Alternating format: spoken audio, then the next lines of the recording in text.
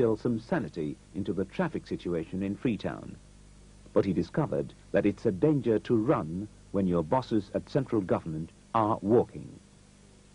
Firstly, when we introduced the idea of towing the vehicles, we towed some of the ex-ministers' vehicles. And they came here to protest. I remember they towed the official car of the former Minister of Education, Professor Moses Doumbouya. They towed the vehicle of the official vehicle of a former minister of mine, the Honorable Ahmed Edward Tisse. They towed the vehicle of the Honorable Iti Kamara, and they came and made protests, but I resisted those protests and asked them to go and pay the 1,000 leons fine to recover or claim their vehicles again, and that we were going to lose the discipline if they did not pay. They did pay, but we lost the discipline in that we were discouraged, and as a matter of fact, we were taken to court. Akibo Betts was finally given a free hand by the new military government to step up the pace of change again. After 3 weeks, market women no longer spilled out into the streets of Freetown. There is no parking on big roads, and even in the name of public entertainment, you will have to find your patch in a corner and do your thing there.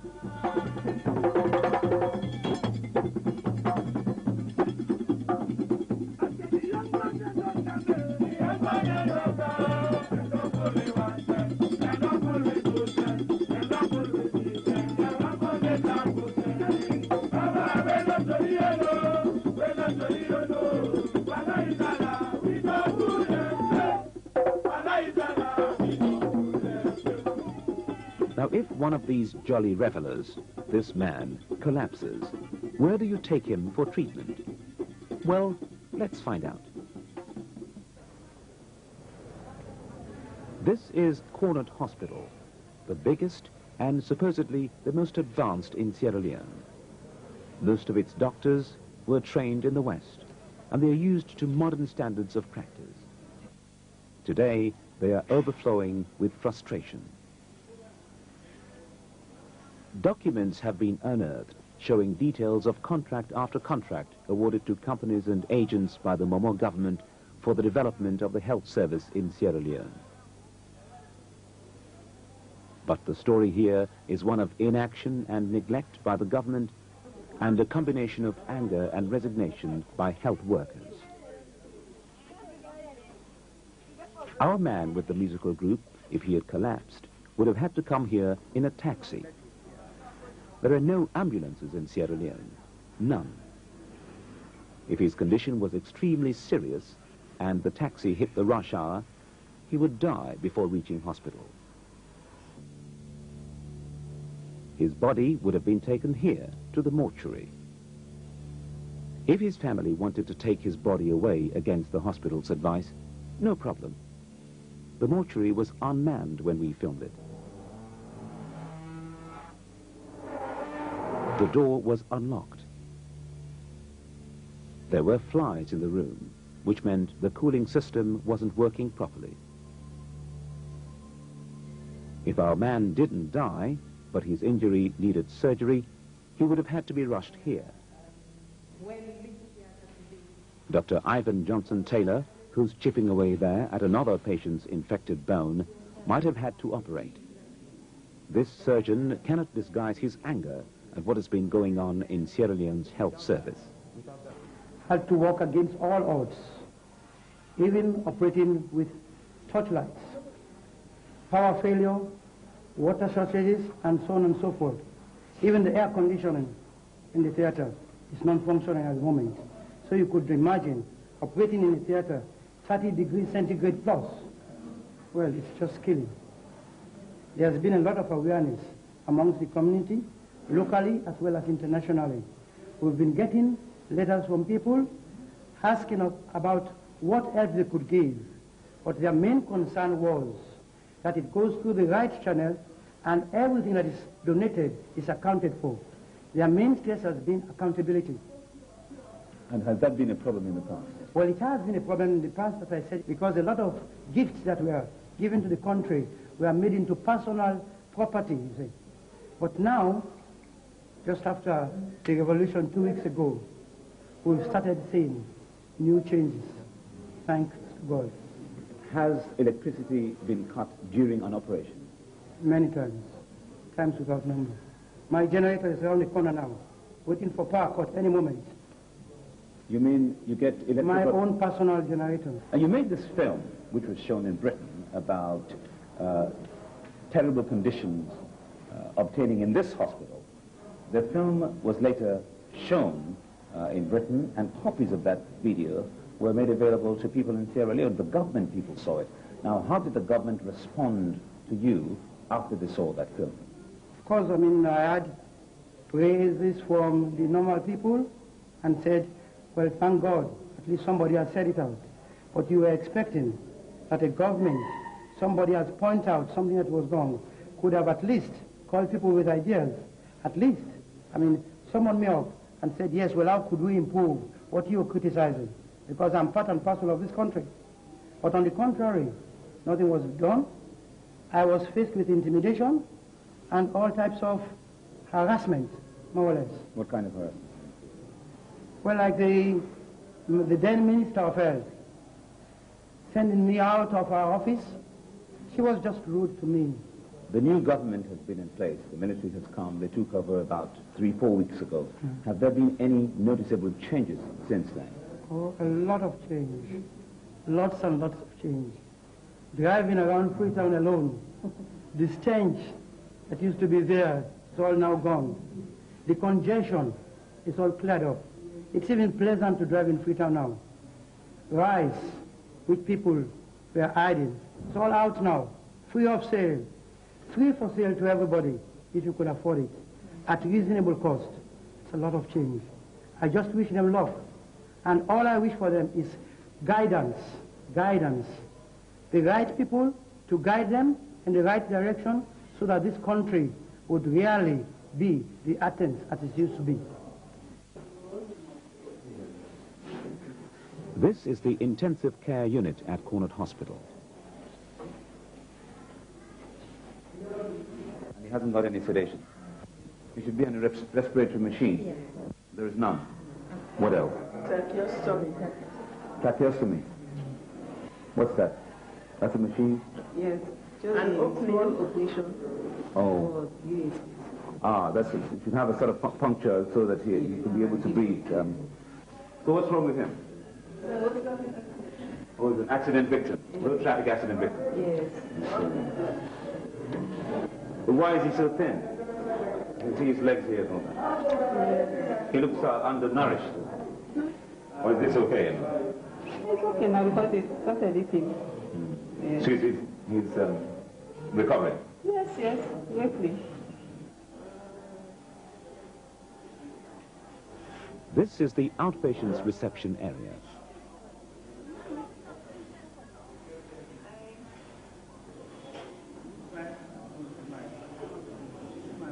So here's the doctor on duty. Usually when emergency cases comes in, to start with, we don't have any paper here as to provide for emergency cases.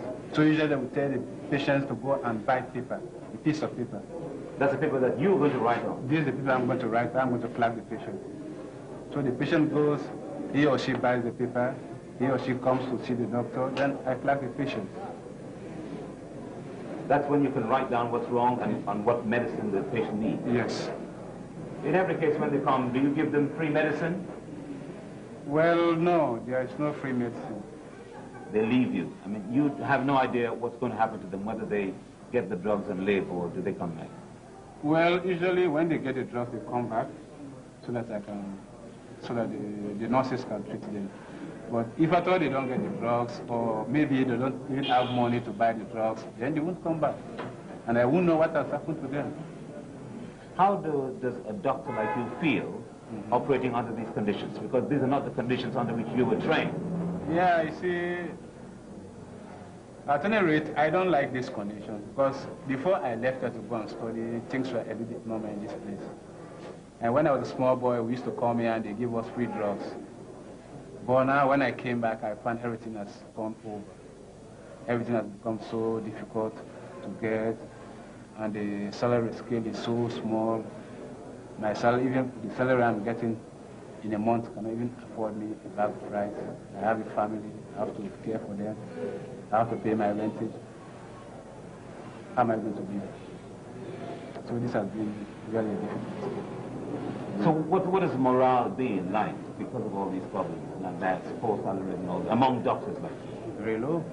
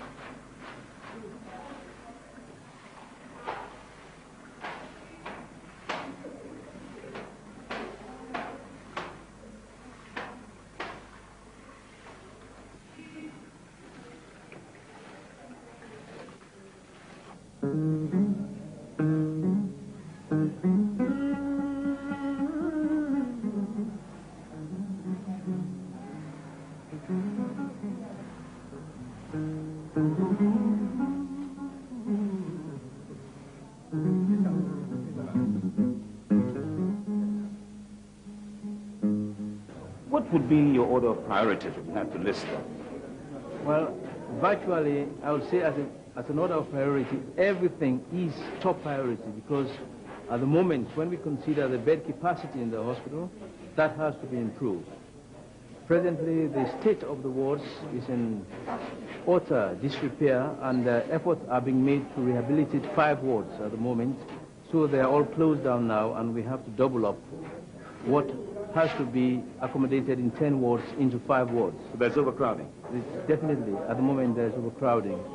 We also have to concentrate on the outpatients and the accident and emergency department, which is what we're trying to work on now, because that is actually the first line in the hospital.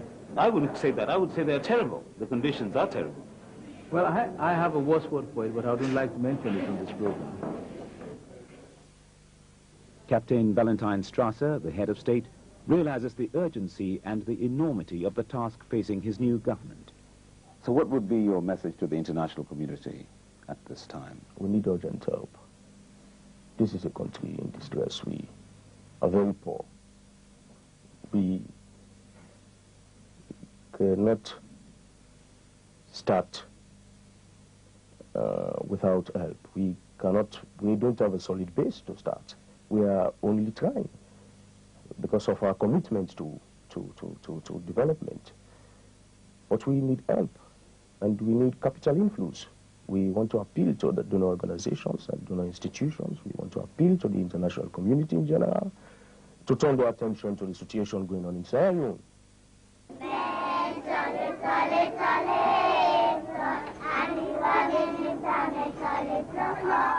Journalists are usually regarded as the watchdogs of society. These men have never stopped crying out loud about foul play in Sierra Leone, in spite of the attempts by Momo's government to silence them. I was picked up on December 11, 1989, and I was locked up for a period of not less than 8 months. That was at Pademba Road, the maximum security prison in Freetown. And I was only released after a lot of colleagues came in, pleading to the president to have me released. And then quite a lot of international pressures were hit on the administration here. This editor was jailed 17 times during APC rule, but he never wavered in his pursuit of corruption. In fact, one of his most memorable heavyweight contests was against the Minister of Information, who was the man in charge of the press. The German embassy had a party at the Mamioko Hotel, and I was invited. He too was invited. The ban on my newspaper had just been lifted, the ban which he had imposed. We met there, and he felt that that was an insult for me to appear on the same platform as he, at a time when a ban had just been lifted. So he was threatening that I had got him that time, but he was looking for a time to give me a very good beating. But he was then drunk. So I told him that if he attempted to make such a statement again, I would give him the beating there and then. So he first slapped me, and I also gave him a slap. I may come in and say, perhaps, that in as much as the press did talk, there was so much the press itself had to hide. Maybe, as I was saying, this has to do with self-censorship. So many journalists had been bought over in the last days of the APC. So much so that you had journalists who claimed to be independent singing the praises of the government in power, to the extent that they will cover up what actually the people wanted to say, what the people wanted to hear, and then publish propaganda stuff on behalf of the government in order to get some cash rewards. We are not going to name people, but apparently it was such a bad condition that the press itself was not to be trusted anymore. The public lost faith in so many papers in this country. There were a few who stood out up to the last days, like Bunting's paper and Paul's paper. I mean, I'm not praising them, but that was the reality. And you had so many papers. Naturally enough, they had to go on the ground because there was not much they could offer the people. And people were tired, dog-tired with what they were publishing. One day you hear that students were planning a coup against the APC, and a so-called independent paper will carry that as a front-page story. And, you know, you have the same paper masquerading, the same people masquerading as journalists. Well, to a very large extent, the press said so much, but it had so much to hide as well. These men claim that Joseph Momo's error has led to a social catastrophe in Sierra Leone. It destroyed education. A lot of people could not, a lot of kids are out in the streets, not being educated because these people are just squandering money, and school fees are being raised every day and every day. You see our young girls being reduced to prostitutes. They have to hunt the ghettos, they have to hunt the ships for Korean and other sailors who come. They have to go to the beaches, they have to go to the hotels and so on and so forth. You see a general decadence in terms of morale.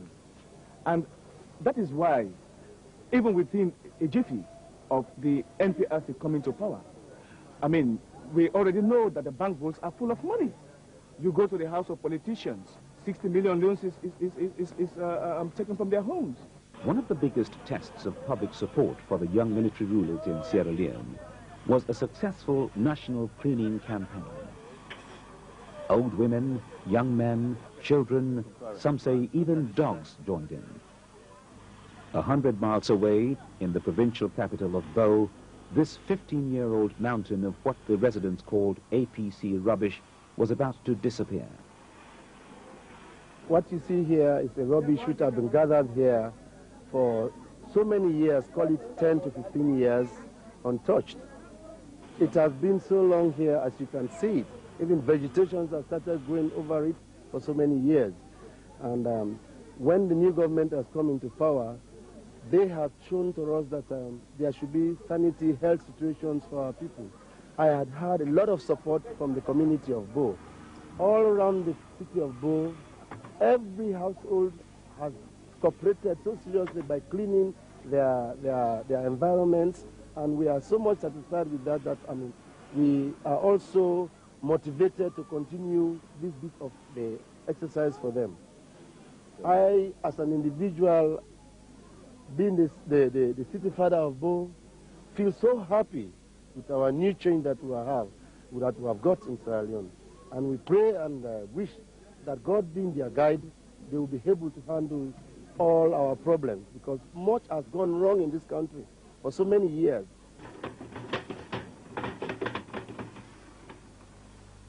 The new NPRC government in Sierra Leone realized the importance of carrying public opinion with them in the exercise of effective government. So, one thing they did was install suggestion boxes in many public places, like